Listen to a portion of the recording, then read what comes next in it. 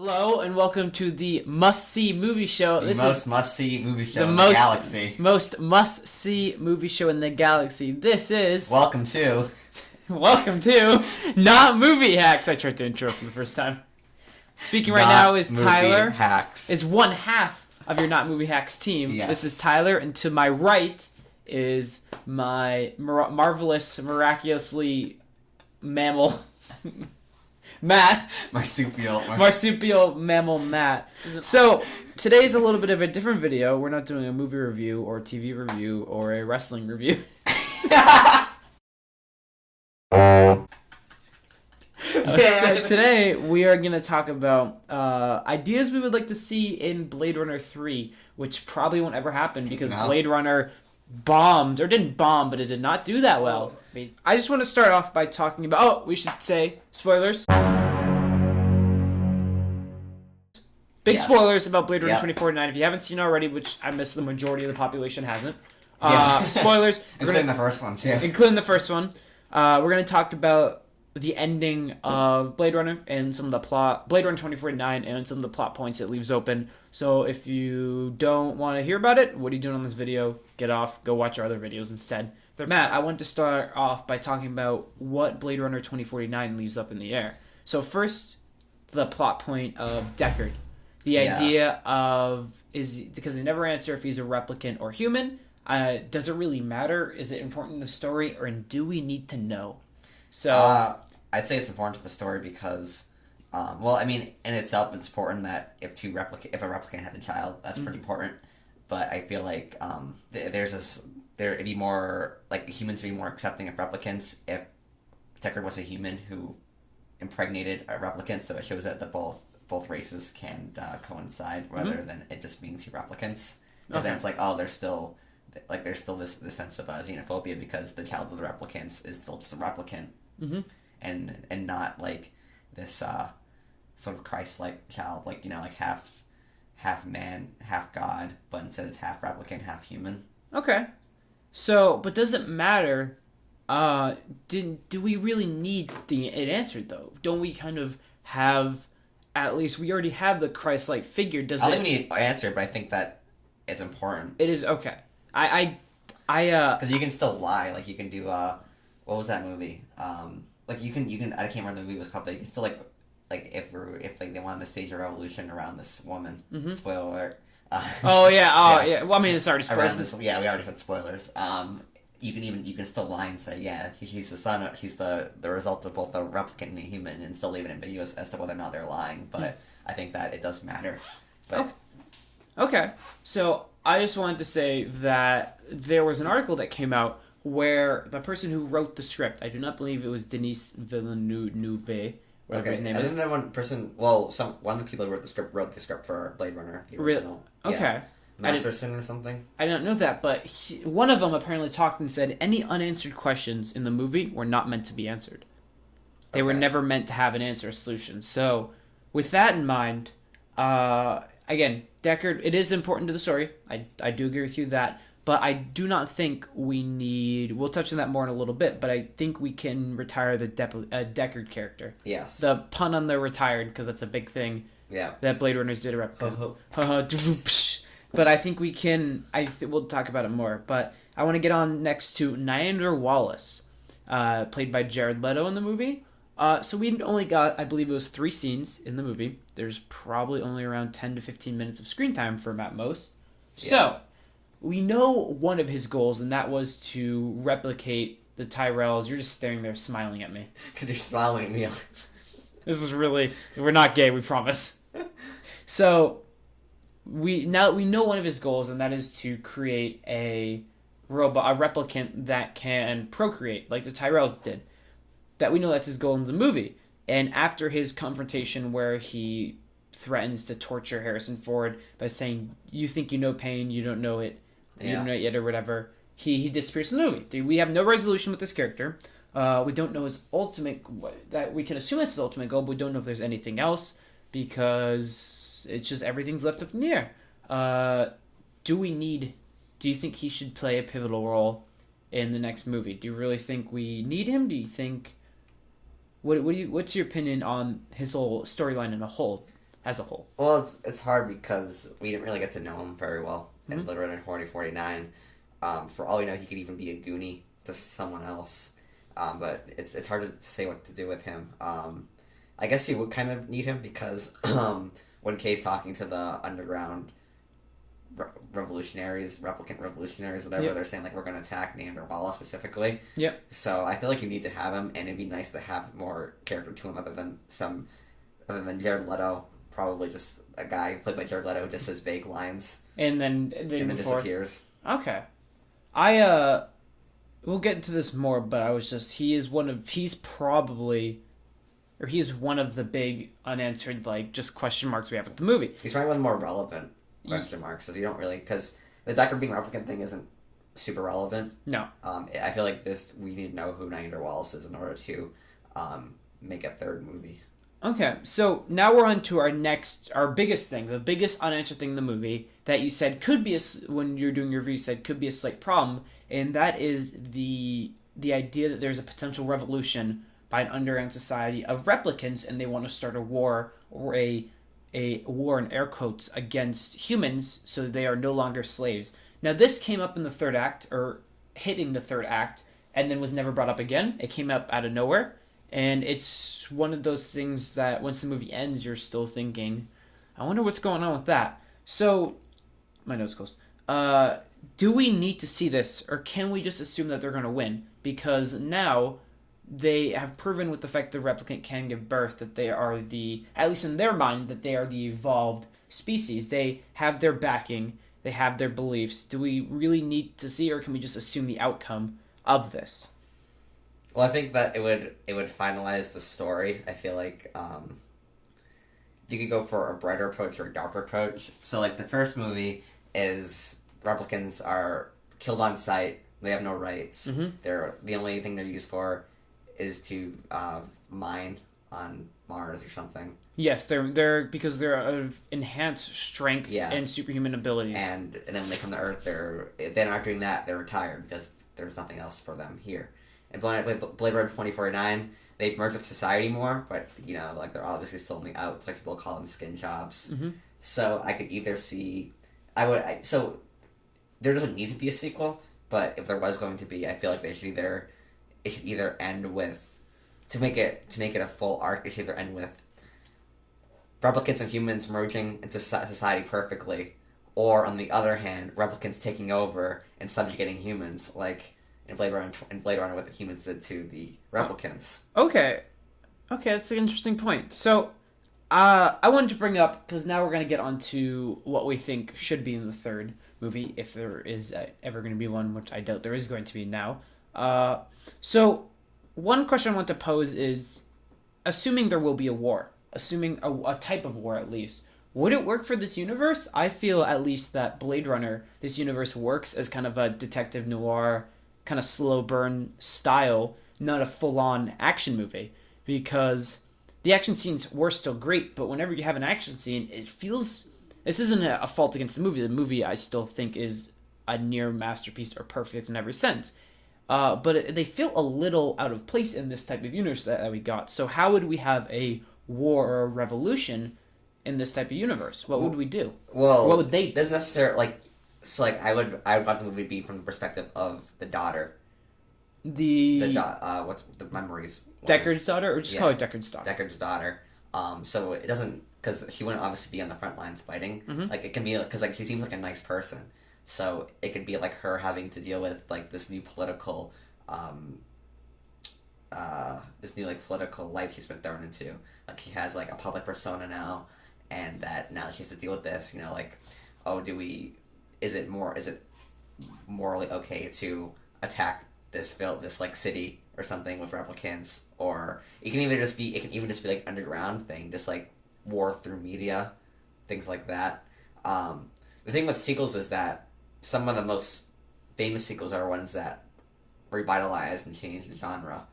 I think I talked about this in my Kingsman review, mm-hmm. For the newspaper one. Yep. Like Alien was a horror movie originally, and then directed by Ridley Scott, and then Aliens came out, action movie, both movies are phenomenal, and both movies will probably be remembered for a very long period of time. They're some of the best movies. Yeah, that came same out in with the 80s. Terminator. Terminator was originally a horror-ish movie, turned into an action movie. Mm-hmm. Mad Max Fury Road. Matt just pointed and then prayed. He just did the cross. I mean, to if you watch Mad Max the old Fury Mad Max movies, they're very desaturated, somewhat of a slow burn. I mean, it's still post-apocalyptic stuff, but this movie was ultraviolet, just crazy action, just. Matt just stared longingly at the poster for Mad Max. He lost his train of thought as his head slow. His head was out for. Your head slowly turned. You went saturated post-apocalyptics, and then you're like, and then slowly turned to the poster and looked at it. Clearly, Matt, do you want me to leave the room for a few minutes? Yeah, that'd be nice. So I'll need a few seconds. Did you destroy yourself? Okay, we're back to. I don't know about this All right, we're back. We're back on Blade Runner. So like I was saying, the best sequels are the ones that revitalize the genre, and that just because Blade Runner 2049 were detective noir kind of style movies doesn't mean that Blade Runner 3 has to do that, but it doesn't need to get rid of, as long as it keeps its message, its theme. They can, as long as there's competence behind the production team, it can work. Okay. And love for the property, it can work. See, I understand, and I agree with the idea that a sequel kind of revitalizes the genre. But I, in my opinion, what makes a sequel great is if it makes the original better. That's how at least I say it. I see it. So for me, Blade Runner, the first one's a fantastic movie. The second one is even a better movie in every sense, in my opinion. It does the detective stuff better. It does the setting better. It does everything better. Yeah. But now it also, in my opinion, it also enhances the first one a little bit. It adds in new story elements, new questions, and it makes me appreciate the first more. But I don't know if I would want to see the political thriller aspect, the political side of that would be interesting. But that's, again, more in the slow burn area. I don't think an all-out action war movie, like you're kind of hinting at with from horror movie to action movie, or I'm not saying I'm saying I want Blade Runner 3 to be a political. No, I know. I know that you're not saying you want it to be, Yeah. but I don't think if they did decide to try to do that, I don't think it'd work at all. Yeah. I don't think we would benefit for that. So I just wanted to go now into. I was going to ask you if you were to. So your Blade Runner 3 is coming out. What would you want to see? What would you like it to focus on? I'd like to focus on the Deckard's daughter for the most part. She's, from what we gathered, she's very innocent because she's been stuck in this in this glass building for a very long period of time. So it would be interesting to see her being thrown out into this environment of this political public, this seedy kind of environment that Blade Runner is, that the Blade Runner world is. I want to add. It's not like Blade Runner. Blade Runner is not a very political movie, but in the political elements, I'd like to add to it in addition to the kind of seediness of Blade Runner 2049. So I mean, I feel like it'd be interesting from her perspective because she's just not. It'd be nice to get a perspective of someone who's not hard boiled like Agent K or Deckard. Someone who's looking at this with more innocent eyes, kind of like the audience in a way. So, what with that is, I feel like that'd work better if it was the second movie in this. Yeah. But the thing is, if you go from the perspective of someone innocent being exposed to this world, and us as the audience looks to that innocence as ourselves and eventually gets exposed to this gritty world. The thing is, though, we've had 2 movies with the gritty world. Yeah. Experiencing from a new character into, from her innocence to the horrible kind of society, it wouldn't feel, at least for me, it wouldn't feel anything new. It doesn't necessarily have to focus just on the kind of grittier side of the world. It'd be nice to see the upper class. We've really in regards to upper class stuff, we've only really seen Tyrell's place, and then whatever the hell Wallace's place was. Wallace's place was. Yeah. So it'd be cool if she went to a government building or something. Okay. So we got the LAPD. We got that LAPD building, and that felt like a LAPD. I mean, not LA. That's like a police. It's like a kind of like a police crappy station. Police station. Okay. I mean, I'm talking about like a governor's office or just like maybe she's trying to fund her campaign, her whatever she's doing, and has to go talk to some upper class aristocrats. Okay, that could be interesting. Yeah, I'm super stretching. This is like, I know this isn't very Blade Runner-y, but like I want to see more. I want to see something different than, because I think Denis Villeneuve, you're not going to perfect Denis Villeneuve in the way he depicts a setting. So you're not going to make the gritty world he created will never be perfected better than what he did. So it'd be nice to see the different side of society, the higher class side of society, apart from the little glimpses we saw in the first two Blade Runner movies. So what about going to other worlds? Because we've gotten we have gotten hints at how Mars is a mining colony. Do you want to see? No, you can see the thing didn't freak out. We had an audio mix up on one of our reviews, so we're just double checking. So what about other worlds, the mining colonies? We in the first movie, would be cool if you had to go like rally up everything from other worlds. Rallying up like what's it called? Replicants from other worlds. From all the other colonies they have now and other, because Ninder Wallace, I believe, alludes to either 7 or 9. He says in the movie, we've only gone to 7 or 9, one of those planets. And do you think would you like to see the other worlds? Yeah, I'd love to see that. Because we've gotten 2 movies now where people are trying to get, or at least there's a plot point or a subplot or a very, very small point where people are trying to get off this world to go somewhere else. You had in the new movie, it was all the kids in the scrapyard trying to like make stuff to sell stuff to buy tickets to go into another ship. Yeah. So that would be interesting. I do agree with you. I think they could really benefit from either new environments instead of Los Angeles in California in this world, or off-world. So I just want to give what I think, at least some conclusion of the first thing, what the first movie, and then maybe what we could see in this. So in terms of what we were talking about before, all the left open plot points, I don't really want any answers to it. I don't really need to ever see Deckard again. I feel like his story has a conclusion. Yes. He met his daughter. We meet him as like this very hardened detective, living in this world, and then we end him when it feels like he's finally at peace, meeting his daughter. I feel like we got a conclusion to Deckard. Niander Wallace, while he can be important, I kind of appreciated the vagueness a little bit at times, how he could play the overarching villain in this, but I don't think it was necessary, and that could be his character if they decide to do more. But overall, I'd like to see either I know we had an anime film with a blackout. If they were to go back and keep in this world, I'd like to see something centered around that, maybe around because there's a 10-day period where there was no power, the chaos in a society that kind of runs off technology. I'd like to see maybe if you that. watch the Blade Runner, the Mr. Robot season 3 premiere, you know exactly what would happen. Did you spoil that they all lose power in the world? Is that? Did you just? That well, wasn't even vague. It's for an episode. That wasn't even vague. It's one episode. It's okay. That wasn't even vague at all. That was awful.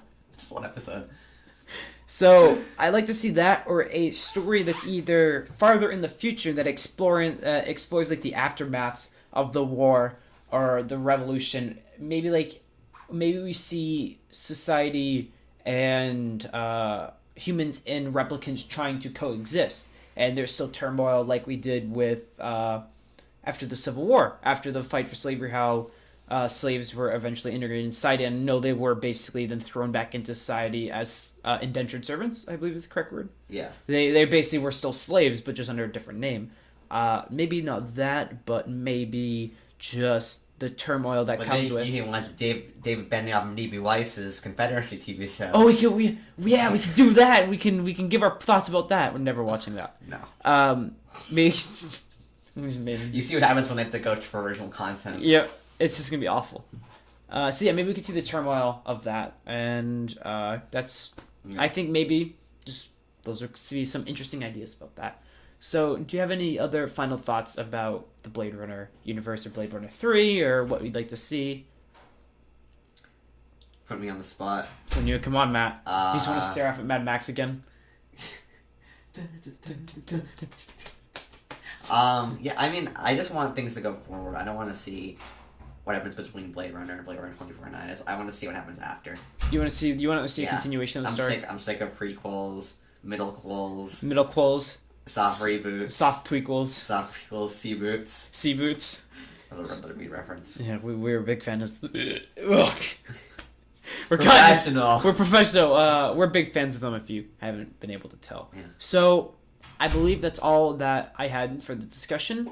Hopefully they'll make another Blade Runner movie. I doubt they ever will. Maybe in 30 years from now. Maybe in 30 years when this one's a cult classic. We'll be pushing 50. Oh God, we will. Yeah. I'll be 49. I'll be 50. Yeah. Oh, that's gross. And if we haven't killed each other by then, so we'll see. So thank you guys for listening. Blade Runner 2079. I hate you. Hopefully this movie Directed by Luke Scott. Luke Scott? Ridley Scott's F up son who doesn't make any good movies. Does he actually make bad movies? He directed like Morgan. Really? And then he directed like some the Blade Runner 2049 shorts. Yeah. I think he directed one of those. Good for him. Yeah. Hey, at least he's something He notable. directed the Alien Covenant prequel thing where all like the So the viral everyone's at the YouTube table. video, which a YouTube, the YouTube yeah, he video, just directs YouTube videos basically. and then Morgan. He goes, "Oh, I want my son to do this. He's just like me." He's like, "Hold the camera turn on."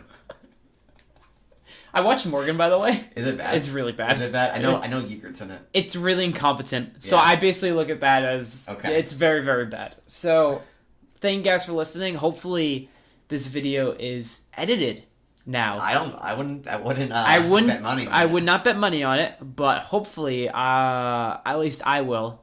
We'll try to put some editing spin on it to make it jeez. So unprofessional. Try to make it a little bit nicer. So, thank you guys for listening. This is Not Movie Hacks, and our next video out, there might be a chance for 2 or 3 videos this weekend. Oh my god. I know, we're gonna... You guys are so spoiled. You guys are so spoiled. You guys are so lucky. You have such loving YouTube stars here. So, this weekend, hopefully we have to have out something for either The Foreigner or Happy Death Day. Yep. And then we're going to have the Netflix movie, The Memerowitz Stories. Oh yeah, that's this weekend, right? This is weekend, the 13th. So that's tomorrow. Oh so my we will hopefully have stuff out by Sunday or Monday. So thank you guys for listening. This is Tyler. And this is Matt. And do you want to end it, Matt? Yeah, goodbye everyone.